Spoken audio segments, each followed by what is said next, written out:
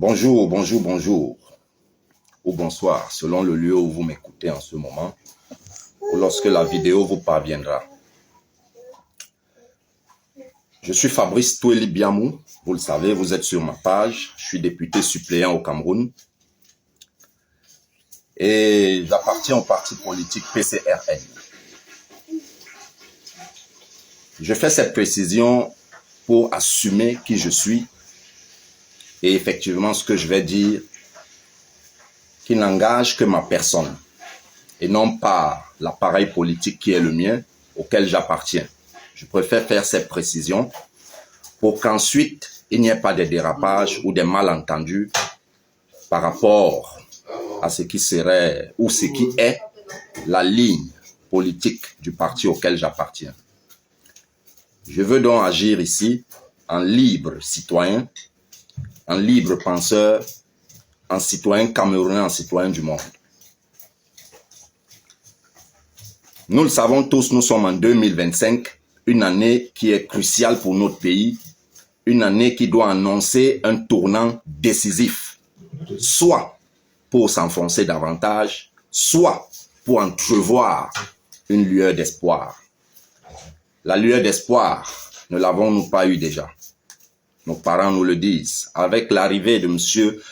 Biya Paul au pouvoir, il y a eu beaucoup de liesse, il y a eu beaucoup d'espoir, mais très tôt, ou alors assez tard aujourd'hui, au grand regret de ceux qui sont nos grands-parents, nos parents, qui ont vécu cela en direct, parce que pour la plupart d'entre nous, nous étions soit, je parle de ceux de ma génération, soit trop petits, soit pas nés encore.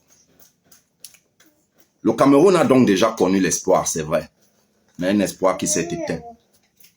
Il est donc question de ramener cet espoir, de faire renaître cet espoir en 2025, cette année qui est une chance, une année électoraliste, une année électorale, qui est une chance pour notre pays. J'ai envie de dire que l'espoir que nous allons faire naître ne s'éteindra plus jamais. Elle ne s'éteindra plus jamais. Du moins, pour ce qui me concerne en tant que jeune Camerounais, elle ne s'éteindra plus jamais, quel que soit le dirigeant que nous aurons.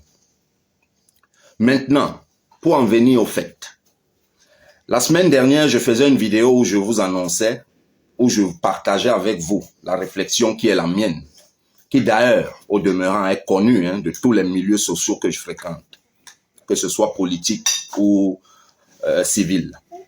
En réalité, je disais et je le dis et je le maintiens encore, le départ de M. Biya du pouvoir ne se fera pas sans la force. Le départ de M. Biya au pouvoir, écoutez-moi très bien, chers compatriotes, chers Camerounais, chers jeunes surtout, parce que nos parents ont fait leur part. Aujourd'hui, c'est notre part. C'est à nous d'écrire notre histoire. M. Biya Paul ne partira pas du pouvoir sans la force. Et en réalité, son départ n'est pas une affaire de sa personne. Il faut qu'on se comprenne très bien. C'est la petite oligarchie qui est autour de lui, qui en réalité gangrène notre pays aujourd'hui. C'est cela qu'il faut faire partir par la force. Parce que M. Biya aujourd'hui n'est qu'un pamphlet, n'est que le buisson qui cache cette forêt-là, ou alors cette nébuleuse-là, qui gangrène notre pays, nous appauvrit, nous crée la tourmente, bref, le vocabulaire me manque. Mais vous aurez très bien compris la gêne qui est la mienne. Alors, parlant de force, chers compatriotes, j'ai lu certains d'entre vous sous mon post, sous ma vidéo de la semaine dernière, me demandant que cette force-là, à laquelle je fais allusion, non mais elle est simple. Monsieur Biya, depuis 43 ans, il s'est armé pour rester au pouvoir. Il faut être prêt à lui opposer les mêmes moyens. Il faut être prêt à lui opposer les mêmes moyens, c'est-à-dire à lui et à sa clique. Ça veut dire que ce que le leader, je ne vais pas prononcer son nom parce qu'il n'est plus de ce monde, paix à son âme, dans les années 92, après avoir gagné les élections, a dit qu'il ne marcherait pas sur les cadavres des Camerounais pour entrer à Itoudi. Je suis désolé, quand on veut libérer son peuple, s'il faut casser les œufs pour faire des omelettes, on casse les œufs. On casse les œufs pour faire les omelettes. Voilà. Si le pouvoir de Yaoundé, qui s'est armé, parce qu'en réalité, le pouvoir de Yaoundé ne s'est pas armé pour aller faire la guerre à l'étranger, ou alors ne s'est pas armé pour aller défendre l'intégrité territoriale. Oui, on va évoquer Bakassi, mais ça s'est joué dans les tribunaux, plutôt que sur le terrain. Même si on va parler de dissuasion en termes d'armée et autres. Mais la vérité, c'est que cette armée-là, chaque fois que le peuple a voulu, au travers des leaders politiques, exprimer sa volonté, il a été réprimé de la plus violente des manières.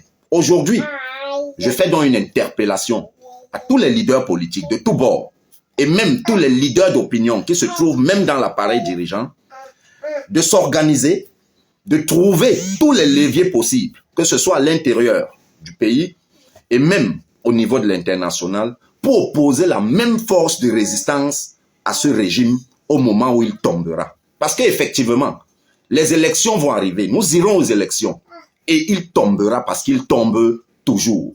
Il se maintient, nous le savons tous, c'est par la fraude et c'est par la tricherie. Cette fois, cela ne passera pas. Il faut le leur dire déjà de manière claire et ensuite s'organiser de manière concrète à leur opposer cette force. Et je finis en disant que nos forces armées, moi je suis convaincu que au sein même de l'armée, la division est totale. La division, elle est totale. J'ai des éléments, je ne peux pas les dire ici pour le moment, mais certainement le moment viendra où il faudra développer tout ça à l'approche du jour J, à l'approche du verdict des urnes. Parce qu'en effet, chacun devra prendre ses responsabilités pour faire partir l'oligarchie autour de M. Biya. Pour faire partir M. Biya, nous allons utiliser la force. Parce que sans la force, ce régime va se régénérer. Je vous dis bon samedi, bon week-end et à la prochaine vidéo où nous entrerons dans certains détails parlant de cette force, comment la constituer. Ciao, shalom, paix à notre pays, courage à tous. Ça fait...